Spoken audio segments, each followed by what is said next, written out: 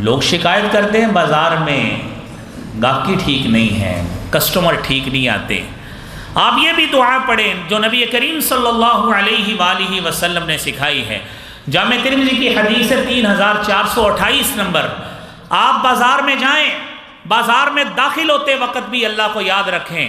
اللہ رب العالمین آپ کو ہر شیطان کے شر سے، ہر شریر گاہک کے شر سے، اگر آپ گاہک بن کے گئے ہیں تو ہر شریر دکاندار کے شر سے بھی اللہ محفوظ فرمائیں گے.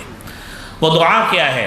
لا الہ الا اللہ وحدہ لا شریک لہ لہ الملک ولہ الحمد یحیی ویمیت وہو حی لا یموت بیدہ الخیر وہو علی کل شیء قدیر. آپ بازار میں داخل ہوتے وقت یہ دعا پڑھ لیں، اللہ کریم ہر شر سے آپ کو محفوظ رکھیں گے.